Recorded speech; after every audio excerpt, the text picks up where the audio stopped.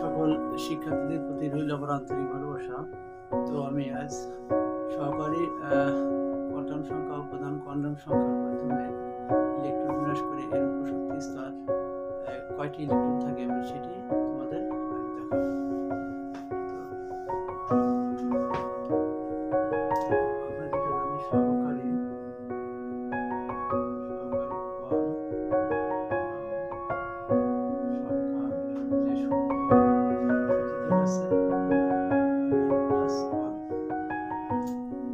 এখানে এল এর মান আমরা ধরবো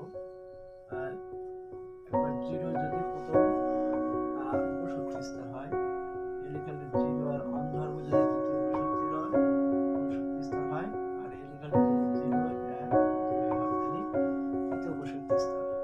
এল ইকুয়াল টু 0 1 2 3।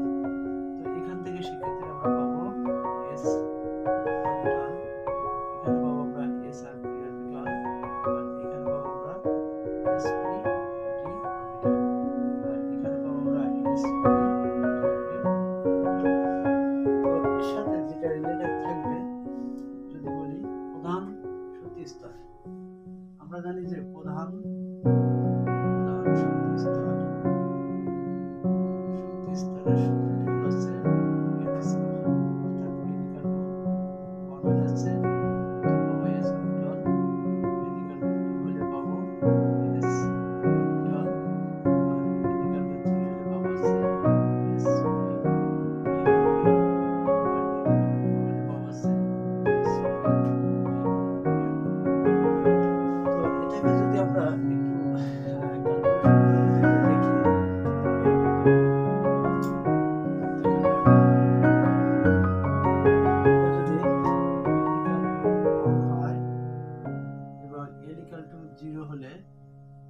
একটু আমাদের যে সূত্রটি থাকতেছে সেটা হচ্ছে 2 ইন্টু 2l প্লাস 1।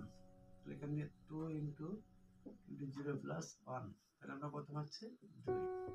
এবং এদের মান যদি বসে আমরা 2l স্কয়ার, তাহলে আমরা কি পাচ্ছি এখানে 2 ইন্টু 1 স্কয়ার পাচ্ছি 2। এবার আমরা জানি s অরবিটালে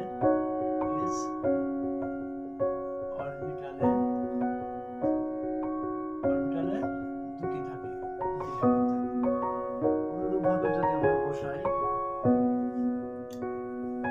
অনুরূপভাবে আমরা যদি এরকম বসাতাম যে n ইকুয়াল টু 2, এখানে সহকারী কোয়ান্টাম একার এর কিরকম হতো, তাহলে প্রথম আমরা 2l প্লাস 1, এখানে যদি আমরা 2 ইন্টু 0 প্লাস 1 তাহলে পেয়েছি 2, আর এখানে অর্থাৎ n ইকুয়াল টু 0 বসানো হয়েছে, আর n ইকুয়াল টু 1 হলে 2 ইন্টু 2 1 প্লাস 1 6, এই দুটো যোগ করলে কত হচ্ছে 8, এই দুটো যোগ করলে তাহলে আমাদের যে দ্বিতীয় যে উপশক্তি স্তর ছিল সেই দ্বিতীয় আমরা পাইছি sp, কারণ s এর থাকে দুটি, p থাকে 6টি, টোটাল হলো কয়টি 8টি ইলেকট্রন।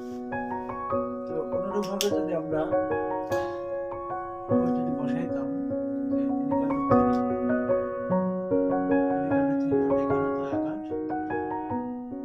তো একার 2 হতো, একার 2 হলে তাহলে কি আসছে আমাদের 2 ইন্টু 2l প্লাস 1, অর্থাৎ 2 ইন্টু 2 0 প্লাস 1 এখানে হচ্ছে 2 ইন্টু 2 l ইন্টু 1 প্লাস 1 তাহলে কি আছে 2 ইন্টু 3 এখানে হচ্ছে 6, 2 ইন্টু 2 প্লাস 1 তাহলে 2 ইন্টু 5 হচ্ছে 10। তাহলে এই যদি 2 6 10 এখানে থাকবে কি s p d। আমরা জানি s অরবিটালে কয়টি থাকে, n মানে 6টি, n 10টি, উপশক্তি স্তর থাকে 9টি। অর্থাৎ আমরা যদি n ইকুয়াল টু 3 যদি বসাতাম তাহলে 2 ইন্টু 3 স্কয়ার, তাহলে কত 2 ইন্টু 9, তাহলে কত 18। তো এটাকে যদি আমরা একটু ছকের মাধ্যমে যদি দেখাই তাহলে ঠিক এভাবে আসবে শিক্ষার্থীরা।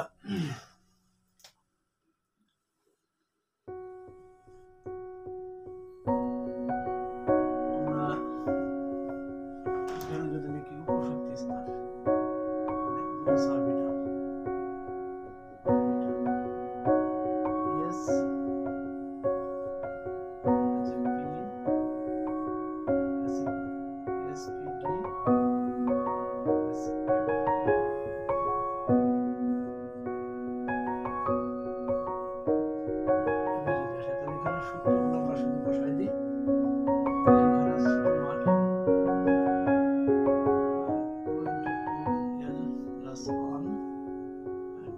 স্কয়ার, এখানে আমাদের উপশক্তি স্তর, উপশক্তি স্তর যদি হয় অর্থাৎ s অরবিটালে, তাহলে আমাদের কথা ছিল n = 0 যদি হয় আর n = 1 হয়। আমরা এখানে পাচ্ছি কত, এখানে এখানে 1, এটা হচ্ছে প্রথম উপশক্তি স্তর, প্রথম উপশক্তি স্তর। এখানে যদি বসাই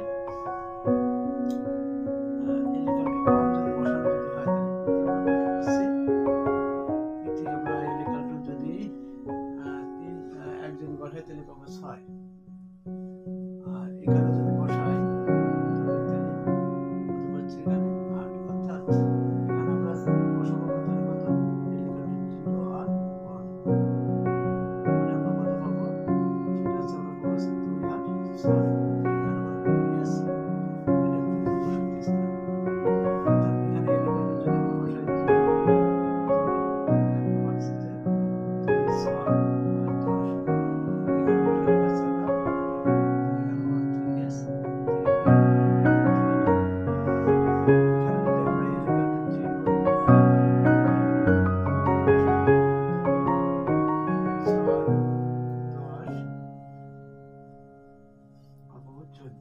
তাহলে এখানে যদি আমরা বসাই তাহলে পাবো হচ্ছে 32, অর্থাৎ l = 1,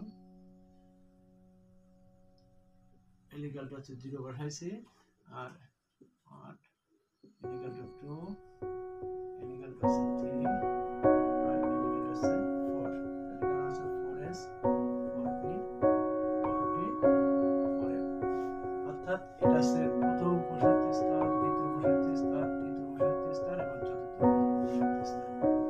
তো শিক্ষার্থীরা আমরা এটা দেখছি যে এটা আছে অরবিটাল বা উপশক্তি স্তর। তাহলে আমরা দেখছি যে তাহলে প্রথম যে অরবিটাল আছে, প্রথম কয়টা আছে, একটি, দ্বিতীয় আছে দ্বিতীয় উপশক্তি স্তর, প্রথম উপশক্তি স্তর থাকছে কয়টা, দুটি, দ্বিতীয় উপশক্তি থাকছে 8টি, সেটা আছে 2s 2p, তৃতীয় থাকছে 3s 3p 3d, আর চতুর্থ থাকছে 4s 4p 4d। তো আমাদের অনেক সময় পরীক্ষাতে দেখা যায় যে এই উপশক্তি স্তরে যে ক্রম অনুসারে সাজানো, ঠিক আছে।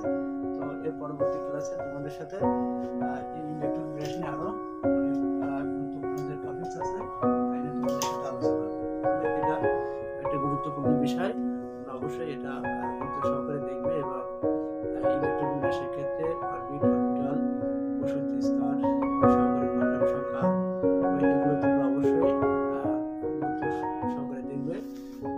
একটা বিষয় আছে তোমার, যেটা হলো হচ্ছে তোমার যদি ঘড়ির কাঁটার বিপরীত দিকে যদি থাকে তাহলে তোমার হবে হচ্ছে প্লাস হাফ, আর ঘড়ির কাঁটার যদি সম্মুখ দিকে যদি থাকে তাহলে মাইনাস হাফ হবে। তো এখান থেকে শিক্ষার্থীরা প্রতি বছরই প্রশ্ন থাকে। তো অনেক সময় থাকে দুটি অরবিটালে কেন যায় ইলেকট্রন যায় না বা সম্ভব নয় কেন, অথবা থাকে কেন 3d অরবিটাল আগে আসে, অনেক সময় থাকে